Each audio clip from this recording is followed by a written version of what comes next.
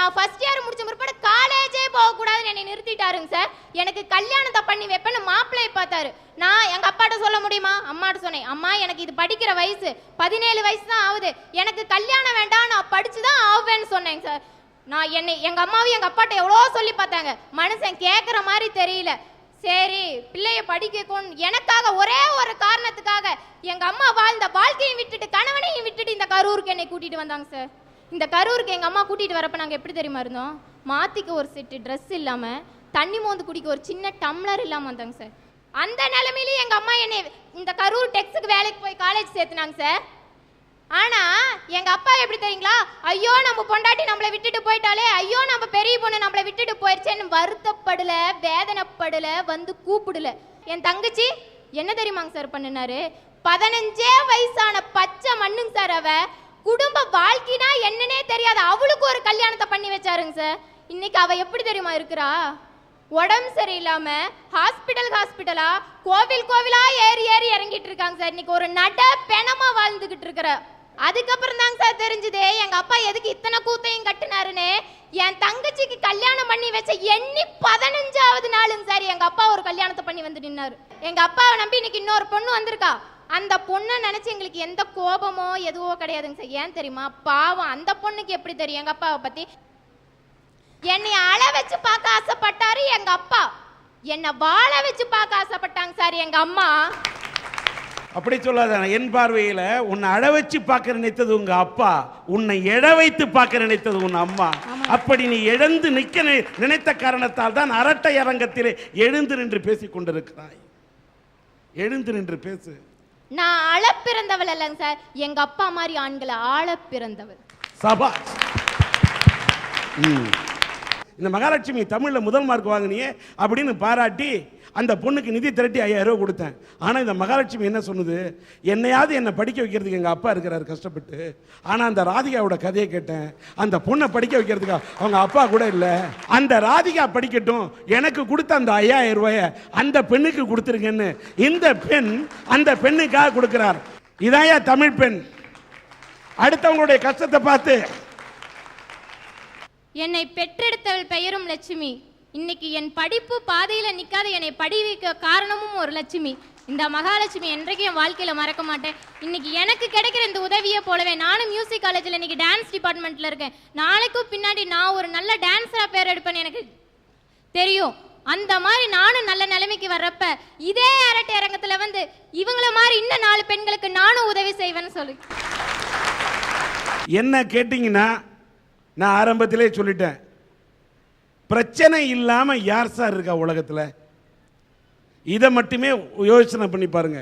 ஒவ்வொருத்தருக்கும் ஒரு பிரச்சனை இல்லாம யாருமே இருக்க முடியாது. இதுதான் என்னுடைய ஒரே கருத்து. இந்த பிரச்சனை இருப்பதால் மட்டும்தான் மனிதன் உழன்று கொண்டிருக்கிறான், சுற்றி கொண்டிருக்கிறான். ஒரு தாய் குழந்தையை சுமக்கிறாள், அது அவளுக்கு பிரச்சனையா கருதவில்லை. எத்தனை வலி வரும், எத்தனை கஷ்டம். ஒன்றும் இல்லை, ஒரு மூட்டையை தலையில் சுமந்தாலே எப்படா இறக்கி வைப்போம் பிரச்சனையாக நினைக்கிறோம். ஆனால் 10 மாதமும் ஒரு குழந்தைய பிரச்சனையாக நினைக்காம வயிற்றுலேயே வச்சுக்கிட்டு இப்படி ஒரு கழிச்சு படுத்தா இந்த பக்கம் மரத்து போயிடுது, இப்படி ஒரு கழிச்சு படுத்தா இந்த பக்கம் மரத்து போயிடுது. ஆனால் வயிற்றுக்குள்ள ஒரு ஜீவன் இருக்கு, ஒரு சிசு இருக்குங்கிறத மறந்துடாத. தன்னுடைய துக்க எல்லாத்தையும் தூக்கி வச்சுட்டு ஒரு தாய் அந்த பிரச்சனையை தள்ளி வச்சுட்டு குழந்தைய சுமக்கிறதுனால தான் இன்னைக்கு நாட்டில் ஜனப்பெருக்கு இருக்கு. இவ்வளவு பேர் வாழ்றோம். இங்க எல்லாம் சொன்னாங்க ஆனால் பெண்ணுக்கு பிரச்சனையா, பெண்ணால் பெண்ணுக்கு பிரச்சனையா, மாமியார் மருமகளுக்கு பிரச்சனை கொடுக்குறாங்க, மருமகள் மாமியாருக்கு பிரச்சனை கொடுக்குறாங்கன்னு. மாமியாரும் மருமகளும் கொடுக்காமலே ஒரு பிரச்சனை வருது. சில பேருக்கு பிளட் கேன்சர்னு சொல்றாங்க, சில பேருக்கு ஹார்ட்ல ப்ராப்ளம்ன்றாங்க. அக்ஷயான்ற குழந்தைக்கு யார் சார் ஹார்ட்ல ப்ராப்ளத்தை கொடுத்தா? மாமியாரா, மருமகளா, அடுத்த வீட்டுக்காரனா? ஆனால் ஆண் என்று சொன்னாரு தங்கமூர்த்தி, பெண்ணால் பெண் என்று சில சொன்னார்களே, அவர்களை பார்த்து கேட்கிறேன், அக்ஷயா என்ற குழந்தைக்கு இதயத்திலே ஓட்டை எந்த மாமியார் போட்டார்? இல்லை எந்த சாமியார் போட்டார்? இல்லை எந்த மருமகள் போட்டால்? இறைவன் போட்டான், விதி போட்டிருக்கிறது. ஆனால் அந்த அக்ஷயா என்ற குழந்தையை வைத்துக் கொண்டு சாந்தினி என்ற பெண் பிரச்சனை நினைக்காமல் போராடுகிறார். அந்த போராட்டத்திற்கு முடிவாக இத்தனை இதயங்கள் அள்ளி கொடுத்தார்களே. மனிதன் வாழ்க்கையில் போராட வேண்டும்.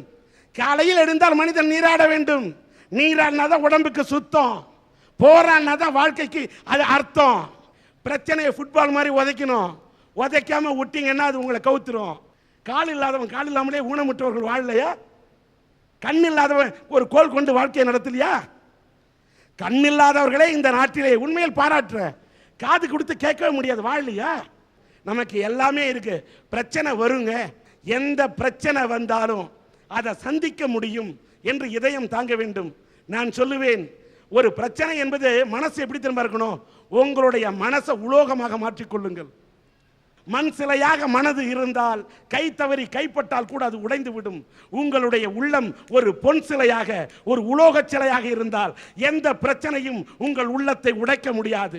புலியை நினைத்து வாழ்வதை விட புல்லை நினைத்து மேய்வதுதான் தனக்கு வாழ்க்கை என்று மான் நினைப்பதை போல, பிரச்சனையை நினைத்து நாம் மடிந்து கொண்டிருப்பதை விட பிரச்சனையை எட்டி உதைக்க முடியும், பிரச்சனையை விரட்டிவிட முடியும். இதய துடிப்போடு இருந்தால் இமயத்தில் கூட ஏறி நடக்கலாம். கொள்கை பிடிப்போடு இருந்தால் கோட்டையிலே கூட கொடியேற்றலாம் என்ற லட்சியம் இருந்தால் மனிதனால் ஜெயிக்க முடியும் என்று கூறி பிரச்சனையை அணுகுவதுதான் மனிதனுக்கு அழகு அழகு என்று கூறி விடைபெறுகிறேன். நன்றி, வணக்கம். அது மட்டுமல்ல, கிறிஸ்துவ மக்களால் போற்றி வணங்கக்கூடிய புனித சேவியர் அவர்கள் வருகை புரிந்த கோட்டாரில் இருக்கக்கூடிய தான் செய்வதுதான் சரி என்று நினைக்கக்கூடிய பார்த்தால் சிரிப்பு வருகிறது. பரபரப்புக்காக பொய்யான செய்திகளை வெளியிடக்கூடிய பத்திரிகையாளர்களை பார்த்தால், பத்திரிகைகளை பார்த்தால் கோபம் வருகிறது. பாதுகாப்புடன் சுதந்திர தினத்தை கொண்டாடுவதை பார்த்தால் சிரிப்பு வருகிறது. கடமை தவறும் அரசு அதிகாரிகளை பார்த்தால் கோபம் வருகிறது. இப்படி 5 தலை. சார், இன்னைக்குள்ள இளைஞன்ட்ட அறிவு இருக்கோ இல்லையோ, அழகு இருக்கோ இல்லையோ, திறமை இருக்கோ இல்லையோ, ஆனா ஒன்னே ஒண்ணு மட்டும் இருக்கு சார், குசும்பு. ஆமா, அது என்ன? குசும்பு. ஆமா, பாசக்கார பசங்களா இருங்கடான்னா இவனுங்க குசும்புக்கார பசங்களா இருக்காங்க. வாத்தியார் கேட்காத பையன்ட, டேய் அன்புக்கும் காதலுக்கும் என்ன வித்தியாசம்னு உடனே பையன் சொல்லுவான், சார் நீங்க என் மேல வச்சிருக்கிறது அன்பு, நான் உங்க மக மேல வச்சிருக்கிறது காதல் சார் அப்படிங்கிறான். எங்க வீட்டுக்கிட்ட ஒரு பையன் சார், நம்ம சுதீர் அளவு இருப்பான், டெய்லி மேக்ஸை தப்பா பண்ணிட்டு போனான். நான் கூப்பிட்டேன், தம்பி இது தப்பு அப்படின்னு சரியா சொல்லி கொடுத்தேன். அடுத்த நாளும் தப்பா தான் பண்ணிட்டு போனான். இப்படி 3 நாளா தப்பா பண்ணிட்டு போனான். 3ஆவது நாள் கூப்பிட்டேன், மண்டையில ஒரு தட்டு, டேய் உனக்கு தான் நான் 3 நாளா சரியா சொல்லி தந்தாச்சுலா, பிறகு ஏன்டா நீ தப்பா பண்ணிட்டு போற? அது வேற ஒண்ணு இல்லனே, நான் மேக்ஸை தப்பா பண்ணிட்டு போனாதான் எங்க வனஜா டீச்சர் என் கண்ணத்தை பிடிச்சி கிள்ளுவாங்கிறான். இப்படிப்பட்ட இளைஞர்களை பார்க்கும்போது தான் சார் எனக்கு சிரிப்பா வருது. இதாவது பரவாயில்ல சார், சில பிள்ளைங்க எங்க வீட்டு பக்கத்துல இருந்து அன்னைக்கு 2 பிள்ளைங்க உட்காந்து குசு குசு குசு குசுன்னு பேசிட்டு இருக்கு. எப்போ 2-3 பிள்ளைங்க உட்காந்து குசு குசுன்னு பேசுகோ, அப்பமே அங்க எவனா ஒருத்தன் கவர போறான்னு அர்த்தம். அந்த பிள்ளை சொல்லுகா, எடி உனக்கு ரோஜா வாசனை பிடிக்குமா இல்ல மல்லி வாசனை பிடிக்குமான்னு கேட்கிறா.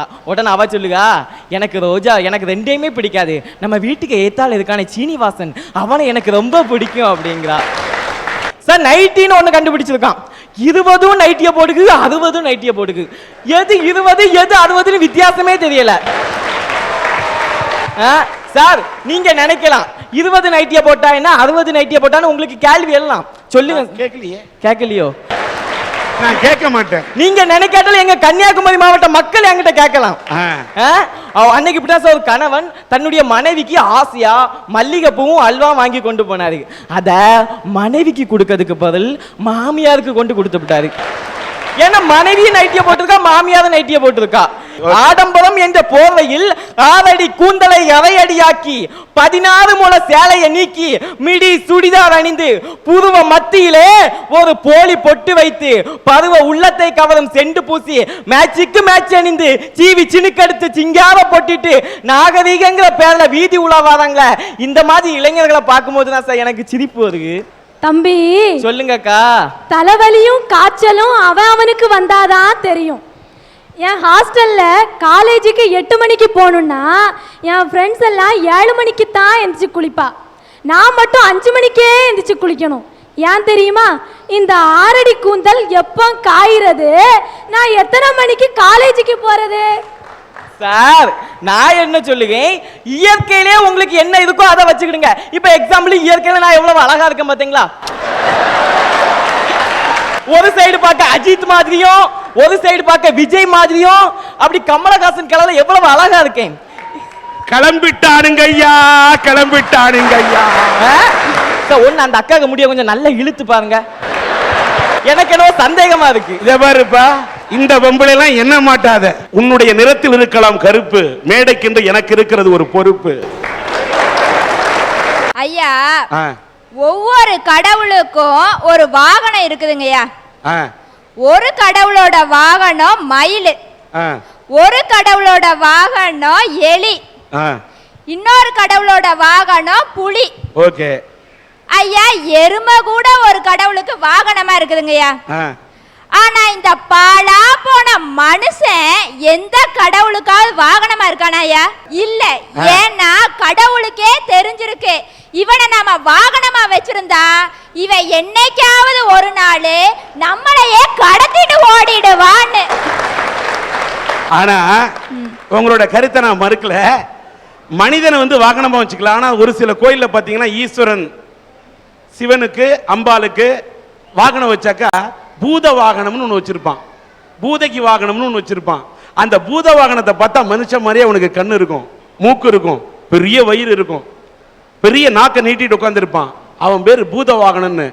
அதே மாதிரி மனித இனத்திலையும் சில பேர் பூத மாதிரி இருந்து இந்த சமுதாயத்தை சுருட்டி விழுங்கக்கூடிய ஏப்பம் விடக்கூடிய சில மனிதர்கள். நானும் சொல்றேன். சொல்லுமா. கடவுளையே ஏமாத்துற இந்த மனுஷனுக்கு நம்ம அரசாங்கத்தை ஏமாத்துறதாயா பெரிய விஷயம். இப்படி அரசாங்கத்தை ஏமாத்தி பொழைக்கிறான் பாத்தீங்களா மக்கள், அவங்க மீது தாங்க எனக்கு கோபம் வருது. இப்போ உதாரணமா பாத்தீங்கன்னா ரேஷன் கடை எடுத்துக்கங்க.